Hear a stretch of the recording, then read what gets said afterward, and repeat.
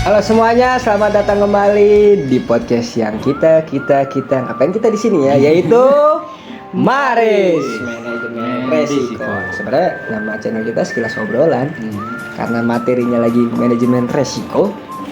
Jadi pembukaan itu aja udah.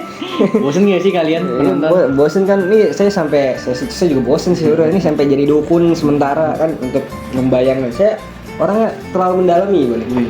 Mendalami peran nih, Cenayang nih, baru Daryl Genji dengan Genja Wasli.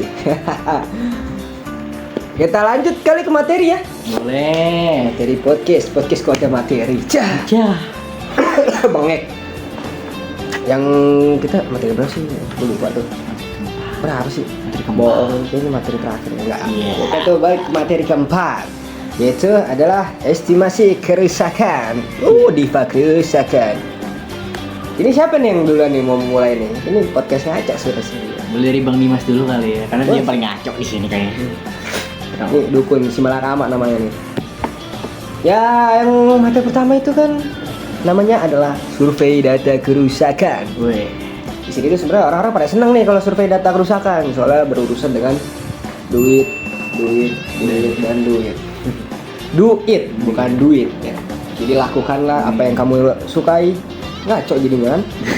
Survei data kerusakan ini tuh berguna untuk kita sebagai manajemen resiko, di mana kita bisa menentukan. Jadi kayak kerusakannya itu sekian, harganya sekian, nominal yang harus dikeluarkan sekian ya. Itu kalau survei data kerusakan ini biasanya lebih disukai oleh orang-orang yang trader.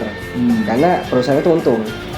Ya misalnya pekerja nih, trader nih alat rusak gara-gara dia. Itu perusahaan itu senang karena dapat ganti lebih.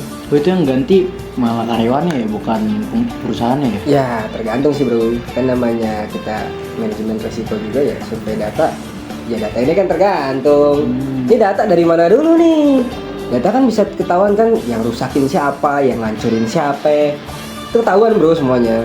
Makanya survei data kerusakan ini biasanya orang-orang itu pada senangnya dalam artian tuh berurusan dengan duit bagi orang yang dirugikan, bukan yang diuntungkan nih. Bagi orang yang dirugikan dalam artian misalnya kayak lu punya barang nih, ya lu punya barang deh, terus dihancurin sama ponakan lu nih. Aduh, Lu kan seneng tuh, wih anjir, mantap nih, dapat duit lagi nih dari kakak atau siapa gitu, saudara, ya kan, tuh pihak-pihak seperti itu. Nah, jadi tujuannya apa ya, survei kerusakan ini ya menentukan asuransi atau tindakan yang harus dilakukan, karena nggak semua survei data kerusakan itu ke alat ya, walaupun ujung-ujungnya pasti ke alat juga. Masalah kerusakan di sini tuh banyak, kerusakan tuh banyak jenisnya. Dari kerusakan mungkin dari manusianya juga, akal pikirannya rusak gitu kan, kerusakan barang dan yang lain-lainnya ya. Seperti itulah contohnya. Makanya kita juga berpikir dua kali gitu kalau untuk survei data ini, karena kita harus benar-benar bro, kita tuh harusnya manajemen resiko itu orang paling netral. Tapi tidak netral banget, karena kita juga harus memikirkan untuk pekerja. Jadi kayak metode, banyak sih sumber data yang harus kita cari, metode apa yang harus kita lakukan, terus kerusakan spesifiknya itu seperti apa sih?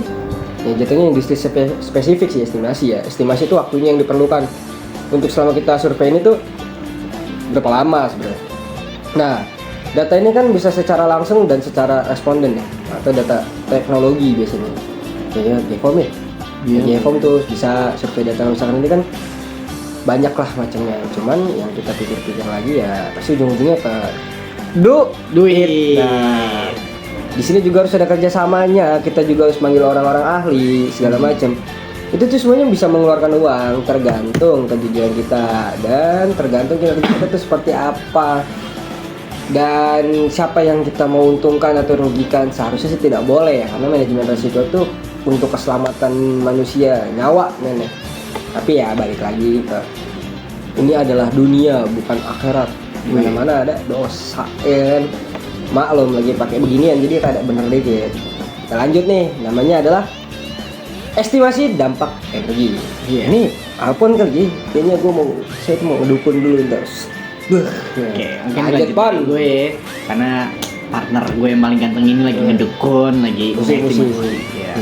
Terus selanjutnya tuh ada estimasi dampak energi, itu yang kedua. Bukan endorse sih. Yang kedua itu tentang membahas tentang dampak energi ya. Ya dari dampak energi itu sendiri tuh apa sih sebenarnya? Ya, energi kan ada berbagai macam. Contohnya tuh energi kecelakaan nuklir, bencana alam. Wah, gue bisa jadi avatar dong di energi nih. Iya. Bisa jadi macam-macam nih kayaknya nih. Energi angin, energi api. Sulit tuh. Lanjut, Pan. Ya itu tujuannya itu untuk apa sih mengestimasi dampak energi ini ya untuk Cenayang juga sih sebenarnya kita butuh Cenayang kita. Cenayang lah. Kayak apakah ini nuklir ini bakal meledak atau enggak, ya kan? Atau kayaknya sih Pan ya. Kalau bahas-bahas energi negatif aduh banyak di sini nih. Aduh. Rada-rada emang. Makanya gue juga pikir-pikir sih berkali-kali gitu. Harus mikirnya untuk energi begini nih harus diapain sih sebenarnya Pon? Energi terus ya pikirannya. Ya mungkin kita juga dari sini harus mempunyai tujuan sih, untuk apa sih tujuannya estimasi kerusakan ini ya, agar kita tuh bisa persiapan darurat, udah punya perencanaan yang matang, terus juga mengambil keputusan nih apabila terjadi suatu yang tidak diinginkan dari yang energi yang melepas ini loh, yang meledak gitu loh. Terus juga pasti kan dari situ kan juga ada data-datanya kan, data-data yang ya entah di matriks juga sih sebenarnya, masuk juga lagi ke matriks ya kan, kayak ini apakah akan meledak atau enggak. Sulit sih ya kayaknya. Tapi gue mikir kayak gini sih Pon. Ini energi nih hal yang rata-rata tuh berbahaya sih. Jarang kayaknya kalau buat energi itu yang tidak berbahaya. Kayaknya sih jarang ya energi itu kayaknya. Rata-rata semuanya berbahaya sih. Cuman kan ini jatuhnya ke alam ya. Jadi balik lagi lah ke Tuhan yang menjalankan dan juga kita yang menjaga sih sebenarnya. Udah bingung juga sih. Makanya itu mungkin peran teknologi itu penting gak sih, teknologi yang canggih gitu, nggak cuma abal-abal. Nah itu juga balik lagi ke duit tuh, teknologi yang mahal pasti butuh duit yang kenceng. Masalahnya kita nih manajemen resiko tuh berdampingan dengan duit kayak energi. Ini energi ini tuh bisa jadi duit sebenarnya. Ini manajemen resiko ini kan kita harus mikirin lah. Sebagai manajemen resiko tuh kita ketiga harus mikirin gini. Ini makanya satu pakai helm proyek, satu tuh pakai helm dukun. Ini ibarat kata gua lah sebagai manajemen resiko ini sebagai pekerja. Mau tahu lu kan, pakai helm lu, nggak pakai gampar, wah itu harus kita terapkan. Nah, manajemen resiko ini kalau di estimasi energi ya berperan aktifnya itu di cara penanggulangan dan cara pemanfaatan. Sebenarnya buat kita tugasnya, tapi kita lebih analisis aja sih buat memungkinkan bahwa oh ini loh ya, ini loh gitu. Efeknya kalau ini efeknya ada ini, efek ini itu ada. Itu sebenarnya harusnya sih riset dan teknologi sih yang berguna buat situ. Cuman manajemen risiko lebih mengarah ke mempertanyakan apakah ini aman. Jadi kita bukan kita yang riset.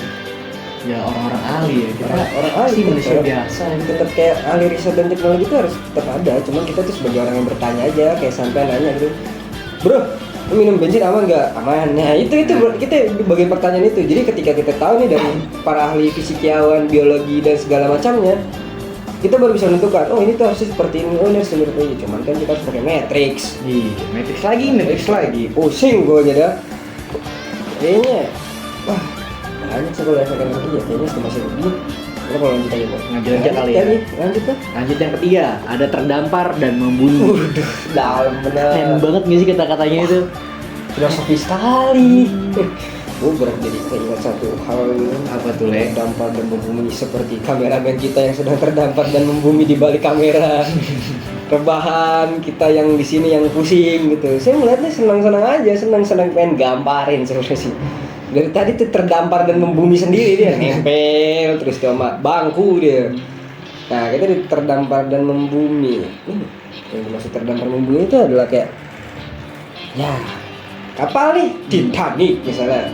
Dia kan udah terdampar membumi gitu kan. Apa tuh? Dia tuh tenggelam di dalam tanah kan terdampar. Membumi itu menyatu udah sama bumi tuh. Ibarat kalau kita meninggal nih. Nah, jadi kayak manajemen resiko di sini tuh lebih memikirkan di mana bahwa mungkin cara ini ya efektif buat supaya ini kapal bisa diangkut. Biar nggak jadi bangkai gitu ya. Iya, karena nggak semua kapal yang terdampar itu kayak bisa kita tinggalkan. Takutnya kan kita sebagai manajemen resiko memikirkan bahwa siapa tahu bahwa itu adalah bahan beracun. Wah, menyebar kemana-mana ya. Itu kalau kitanya salah itu sulit masalahnya. Kalau mungkin kalau kapal biasa mah bisa aja ya benar. Iya. Kayak terdampar online mah nggak apa-apa gitu. Iya, malah jadi tempat biota laut karena itu emang bagus buat mereka. Udah gitu kan besi juga bakal korosi, tapi kan butuh waktu yang berjuta-juta, beratus-ratus tahun mungkin kalau korosi ya, kan kayak plastik. Nah dalam manajemen resiko ini tuh kita nentuin bahwa kapal ini tuh seharusnya diapakan. Kita juga menghitung kedalamannya, kita harus tahu. Contoh kayak karena tragedi kapal selam tuh, itu kan manajemen risiko di situ berperan aktif. Dalam hal mau diangkut kita harus sayang nyawa, nggak diangkut kita nggak bisa ngelihat, keluarga nggak bisa ngelihat mayatnya atau jenazahnya seperti apa. Nah itu manajemen risiko tuh.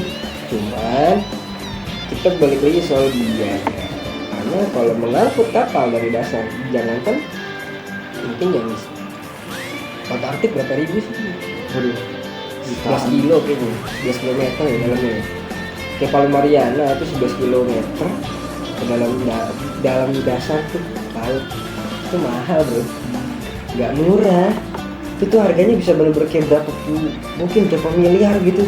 bisa sih. Itu bisa bro, makanya harus dipikir-pikir buat hal itu. Jadi kita memikirkan lebih baik dia terdampar dan membumi, atau memang kita harus angkut dengan biaya yang harus kita keluarkan lebih besar.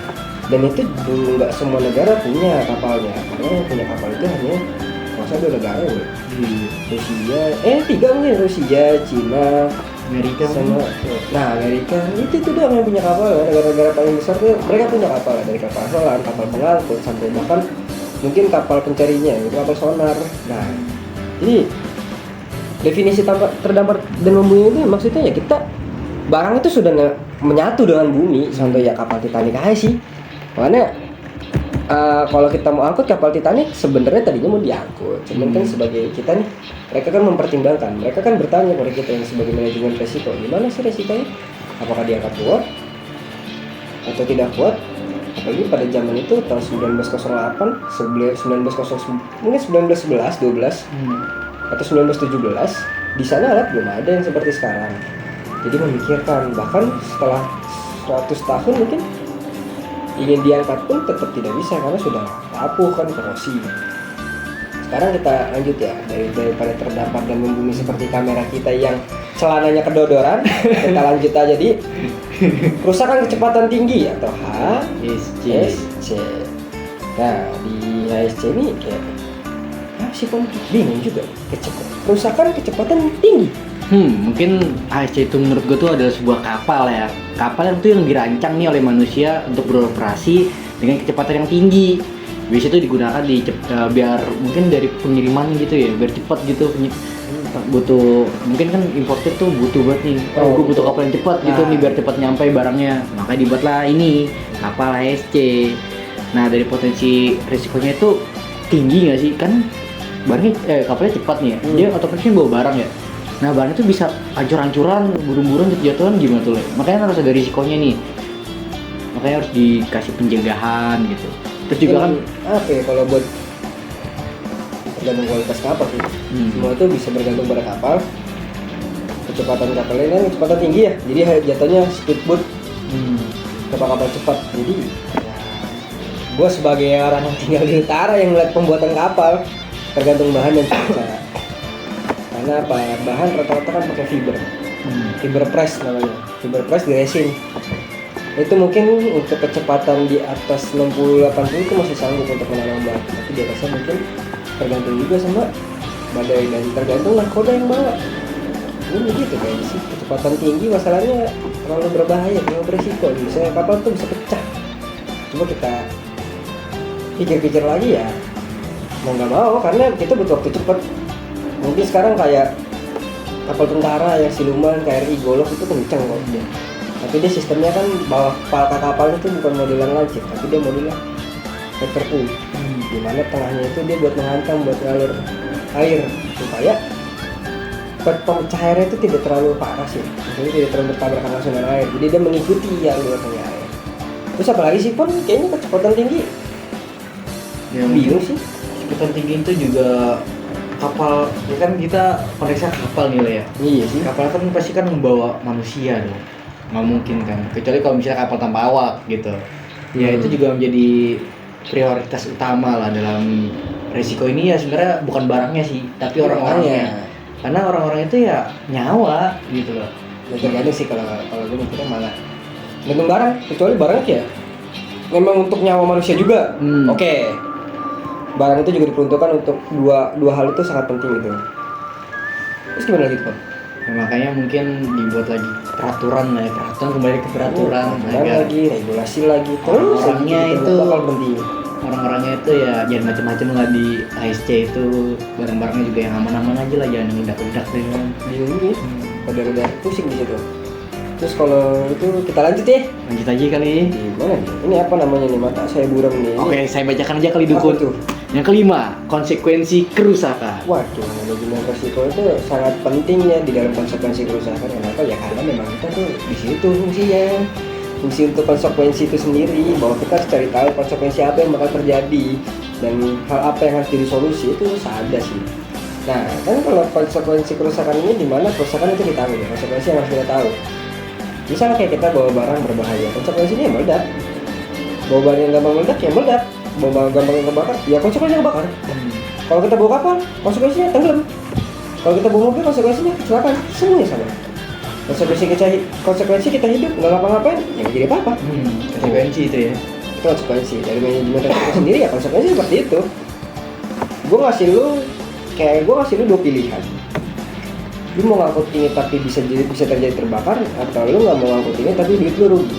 Orang pasti lebih memikirkan untuk dapat duitnya dulu, untuk konsekuensi lainnya kalian tidak kepikiran. Benar. Karena mereka menyebutnya hoki. Hoki aja. Untuk ya udah hoki lah, tahu lah sendiri hoki karena begini hoki harus gini segala macam. Nah, konsekuensi kerusakan ini sendiri pun kayaknya terlalu dasar sebenarnya sih. Konsekuensi ya lu pada tahu lah, maksudnya nggak mungkin nggak tahu konsekuensi. Lu asal makan aja konsekuensi sangat parah kan. Konsekuensi itu ya gitu doang kan, konsekuensi kerusakan. Ya nggak terlalu banyak yang perlu dibahas. Makanya kadang kayak konsekuensi ya pasti semua orang tahu lah. Apa yang Sebab akibat lah ibaratnya gitu. Kalau lu nggak tahu konsekuensi itu ya kali nggak tahu parah bener, konsekuensi aja nggak tahu, hidup lu nggak pernah konsekuensi ya. ya konsekuensi intinya apa yang lu lakuin ya itu yang terjadi sama lu. Iya, jadi yang lu lakuin baik ya bisa dua hal yang terjadi konsekuensinya. Lu dapat hal lebih baik atau lu dapat hal yang buruk. Tapi biasanya Tuhan tahu, nah, kalau dia baik dari hati ya udah, berarti dia dapat kebaikan. Iya. Itu di manajemen resiko itu. Kalau udah urusan Tuhan ya kita udah nggak salah apa-apain. Benar. Semua itu urusan Tuhan, kita cuma menganalisis kok. Buat pencegahan aja, antisipasi. Karena Tuhan itu suka antisipasi lah. Kalau kita lanjut ke materi ini, materi apa sih Pon? Kayaknya lucu nih, mata gue udah buram dah. Oke, mungkin gue wakilin dari dukun. Yang keenam tuh ada penilaian risiko untuk tanker produksi dan penyimpanan. Waduh. Agak panjang nih. Kayaknya Agak panjang ini. pusing juga nih bahas nih. Penilaian risiko untuk tanker produksi dan penyimpanan. Waduh. Penilaian risiko ya? Apa sih Pon? Gue juga belum penilaian. Apa sih? Contoh-contohnya? Pusing dah. Kalau penilaian tuh kayaknya terlalu banyak hitung-hitungan kayaknya. Ya mungkin definisinya aja dari ya namanya juga penilaian apa risiko ya untuk tanker produksi dan penyimpanannya. Mungkin tanker itu apa sih? Tanker ya sebuah penyimpanan kan, sebuah produksi untuk penyimpanan atau disebut dengan stroker tanker. Ya. Nah ini tuh Sosok Inggris. sebuah kapal yang digunakan Jawir aja sosok dalam Inggris. industri minyak gas. Nah ini kayak penilaian. Itu bingung kan? Penilaian. Kita nggak berhak sih sebenarnya kalau buat ngomongin ini. Dasarnya aja deh. Kayak penilaian risiko untuk tanker produksi ya. Itu kan butuh matriks ya. Gue jujur aja, gue tuh nggak berani. Jujur nih, gue tuh nggak berani. Baca penilaian itu karena penilaian itu tuh kata sih, nah dikit kata, cuman kita dasar aja kayak matriks di mana penilaian utama itu dari bahan pembuatan tanker. Bahan pembuatan tankernya itu seperti apa? Kuat nggak? Tahan ini segala macam. Yang kedua itu pengecekan, inspeksi. Di mana tanker itu kita inspeksi. Karena apa? Kalau kita nggak inspeksi tanker tersebut atau kita tidak melakukan perawatan berkala, takutnya terjadi hal-hal yang tidak diinginkan. Ketiga itu kita cari juga penempatan yang apa ya? Tanker itu tidak boleh tempat panas. Karena dia, ya yang gue tahu sih, karena dia modelnya kan pasti buat tanker apa-apa. Ya tanker kan, tank itu tangki gitu kan. Tangkinya kan bulat. Di tengah itu kalau tidak diisi kan kosong. ketika dia panas tuh dia bisa terjadi hal yang kayak tiba-tiba dia terkena, bisa langsung melengkung, tiba-tiba bisa langsung hancur, itu bisa.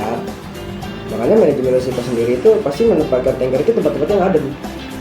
Bahkan pelabuhan tanker itu sendiri pun rata-rata tempatnya adem, ataupun kalau mungkin tempatnya memang tidak adem, mereka punya penanganan sendiri di mana mungkin menggunakan cairan dari air laut untuk pendingin. Gue tahu sih, cuman nggak tahu ya bener apa enggaknya. Terus juga dia kan pipa, pakai pipanya itu jaraknya tinggi dan pipanya itu ditanam supaya nggak panas rata-rata. Dan juga itu pasti ada sistem pendinginnya juga kok, sistem cooling lah untuk perjalanannya dia tuh gimana. Jadi nggak semuanya harus begini-gini, nggak. Makanya kalau dipikir-pikir tuh kalau penilaian ini rada ngeri sih kalau gue buat bahas lebih panjang kayaknya. Makanya gimana gitu ya? Ya Takut mungkin juga sih. Takut salah sebenarnya sih. Kalau lu gimana Bang? ya kalau menurut gue ya dari tanker ini harus sudah punya ahlinya sih. Karena kan mereka kan harus lebih paham, ya mereka lebih ngerti lah tanker ini harus ditempatin di mana. Karena tanker itu kan penyimpanan ya, yang isinya itu juga harus dijaga. Jangan sampai nih ada perompak-perompak yang ngambil tanker ya, pasti kan tanker itu kan punya standarnya sendiri. Ya mungkin ada tambahan lagi dari Bang Dimas? Bingung juga sih, mending kita ngomong lantar kali ya untuk apa ya? Untuk hal-hal yang tidak kita peduli. Jadi tanker kalau rusak tuh ada itunya nggak sih, asuransinya bisa diganti? Sebenarnya asuransi sih jarang, rata-rata sih kalau tanker tuh perawatan sih bro. Soalnya perawatan tanker kan nggak malas. Lu berupa bahan bajanya, lu juga cara pembuatannya itu harus dengan tekanan supaya dia bisa melengkung, karena pembuatan tanker itu sendiri pun nggak langsung bikin melengkung tuh enggak.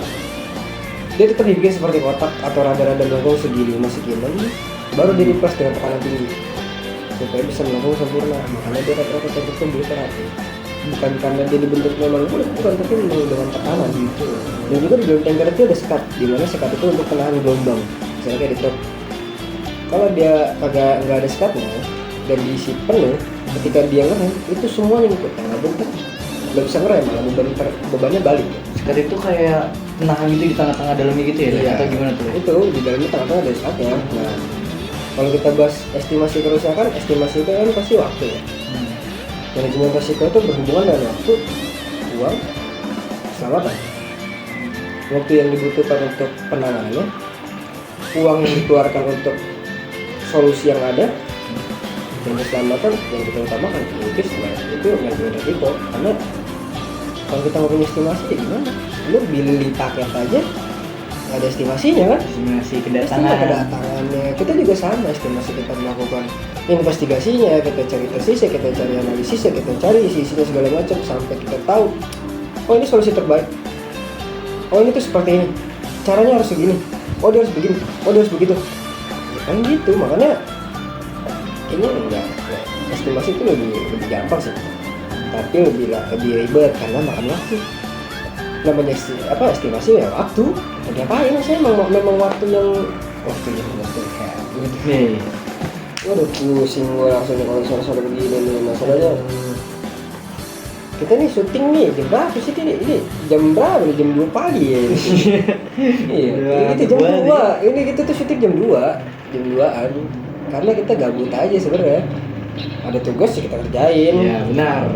Itu sebenarnya tugas, cuman yang gue harapin dari podcast ini tuh kedepannya mungkin kita bisa bikin lebih bahas lagi, karena kan makanya kenapa judulnya gue bikin sekilas obrolan ya, karena itu kita tuh bukan cuma bahas baris manajemen risiko doang, kita kan lebih banyak bahas hal lain ketika kita memang berpikir untuk melanjutkan ini. Benar. Kita juga lagi berpikir untuk melanjutkan ini, karena untuk sementara materi kita kan manajemen risiko, mungkin untuk seterusnya kita untuk tentang kehidupan sih, lebih kehidupan Tentang ke pelabuhan mungkin bisa ke pelabuhan, cuman kita lebih ngarah ke kehidupannya.